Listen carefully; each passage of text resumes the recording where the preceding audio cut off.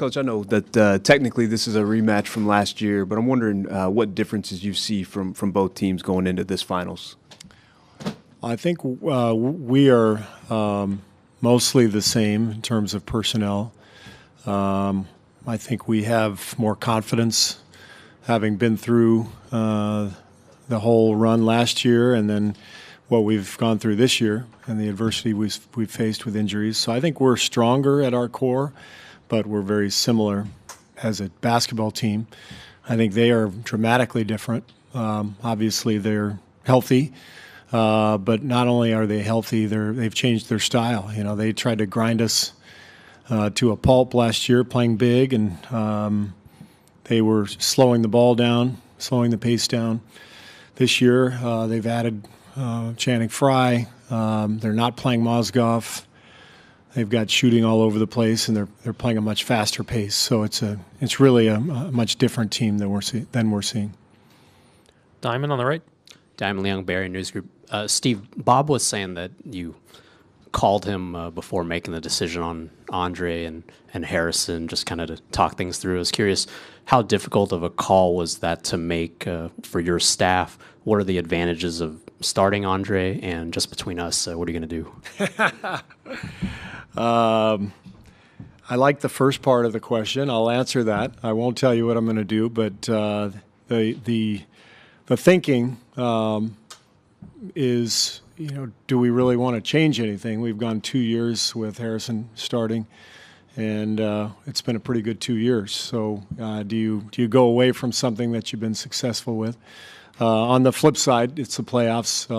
You can make adjustments like we did last year against Cleveland, putting Andre in the lineup, and sometimes those adjustments are good. So that's kind of what you're weighing is, you know, the positives and the negatives going in when you're talking about an adjustment into the lineup, and you weigh it and you make your decision and you hope for the best. Mark, here in the front. Mark Spears, ESPN's Undefeated. Coach, can you talk about just Steph, how he seems to be motivated anytime there's been a slight or a dig that he's faced this season? Have you noticed that? Or? Yes. Steph is extremely competitive in a very humble way. He doesn't have to say anything. He does his talking through his play, basically. But he definitely is motivated by things that people say about him or things that he reads or anything like that. The guy is as gifted and skilled as he is. I think one of his greatest attributes is his competitive fire. And a lot of people don't know that because of his demeanor, but he's an incredible competitor. So do you think his background, the school he went to, kind of brings him back to that, is kind of where he gets that drive from?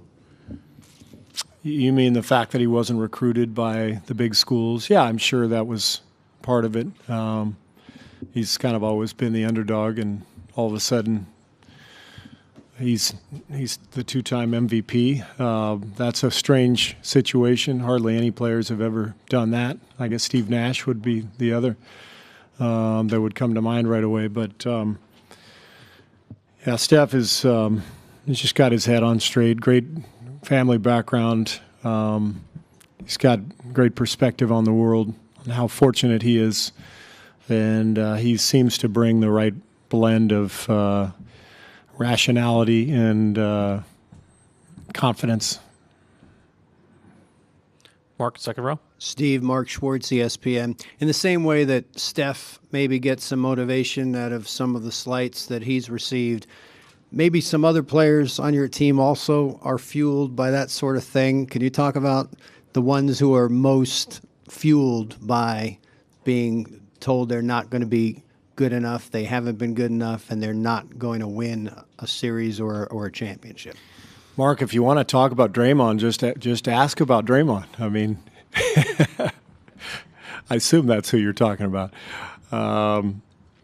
Yeah, every player is different. You know, every player needs to motivate himself however he needs. So Draymond finds any little slight to get himself going, and that's great.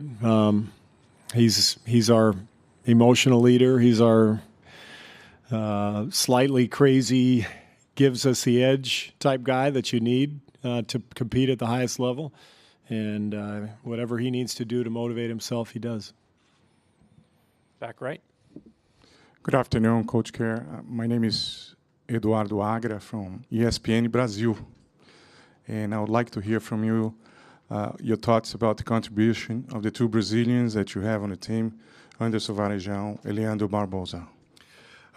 Anderson and Leandro are fantastic, great teammates. They bring a lot of joy to our locker room, a lot of humor, a lot of energy. They both play support roles. They haven't played a ton of minutes in the playoffs, but the minutes they do play are very important.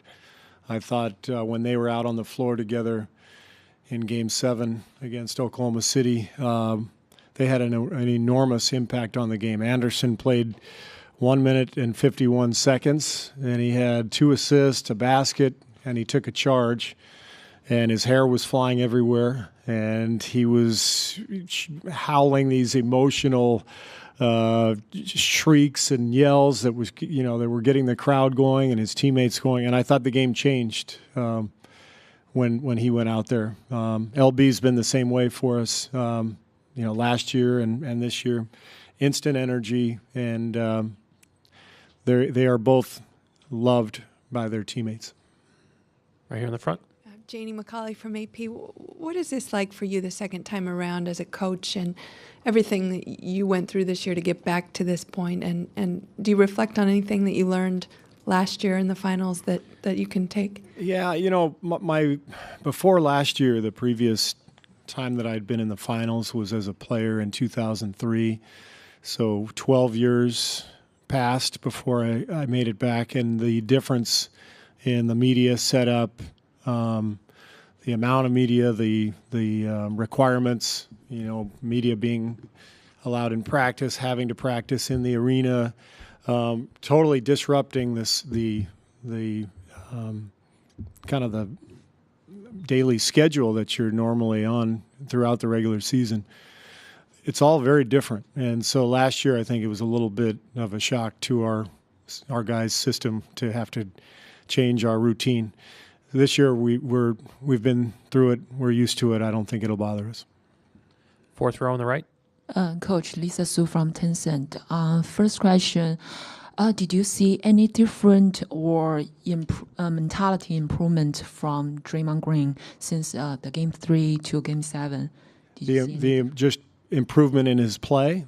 Or I mean the mentality part. Oh, his mentality? The instant, from the Game 3 to the Game 7, he really, step up.